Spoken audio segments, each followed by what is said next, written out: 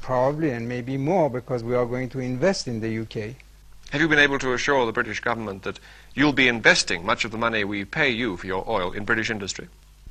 Sure, because I think that our country in the next 10 years will be what you are today. In the next 25 years, according to other people, I'm not saying that, will be among the 5 most prosperous countries of the world. When you become something like that, you start to act accordingly.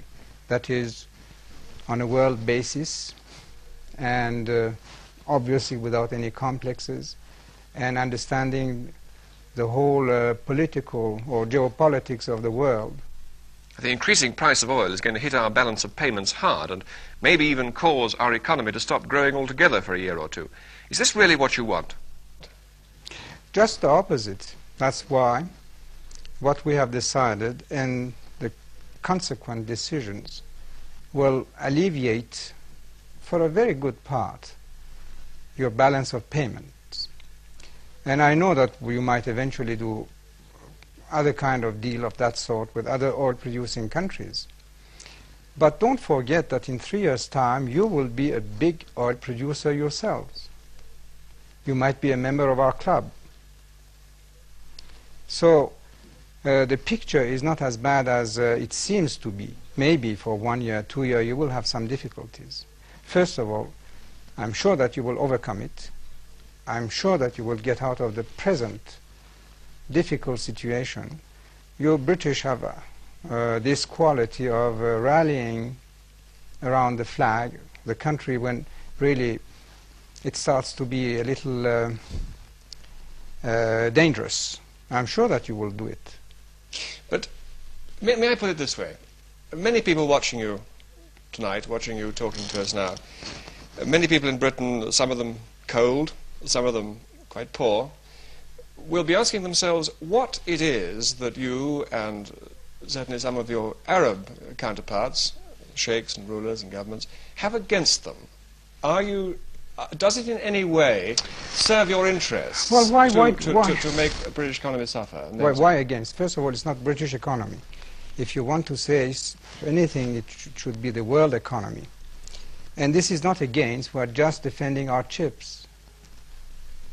Because for such a long time we have just been, well, exploited, I can't say that. And why don't you say that when the price of wheat was augmented by 300%, they had something against us? We had to buy it, or soybean, or steel products, or petrochemical products, which in some cases have augmented by 30 times. So did you have anything against us when you augmented those prices? Or what I buy from you, even weapons, the price that you are charging today is not what you were charging 2 months ago. It's increasing. Have you something against us?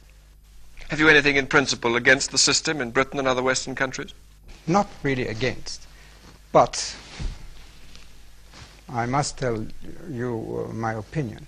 If you continue this way, a permissive, undisciplined society, you are going to blow up. And in matter of fact... How do you mean blow up? I'm not quite clear what you mean by that. Well, you will go bankrupt. You work not enough, you try to get too much money for the little work that you are putting up, and this cannot continue. It can continue for a few months, maybe 1 or 2 years, but not forever. You're not going to help us not to go bankrupt if you put the price of oil in. I won't be a good friend of yours if I did help you being not aware of the seriousness of the situation. Do you then see oil as in some way a weapon that can correct us and our system? Not really. But I was trying to defend my own interests. But I think at the same time it is serving this cause to maybe have the effect of a shock on you, and to realize and wipe your eyes and see that, well, to face the future you will have to change your ways. How particularly would you like us to change? Discipline, more work. Do you see any conflict between the social and economic demands of your people? About 50% of them can't read or write yet. And the amount you spend on weapons? No, because we couldn't spend more either on illiteracy or other social things, because first of all we wouldn't have the teachers, and then for instance over hospitals we wouldn't have the doctors, the trained nurses, and it could create inflation too.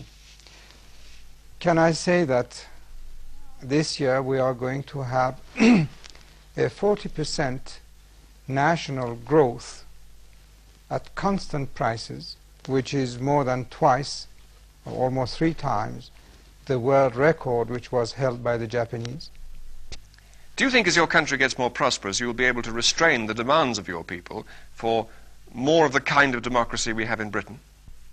But who says that my people are demanding the democracy that you have in Britain? Don't you think that history indicates that that does come with growing prosperity?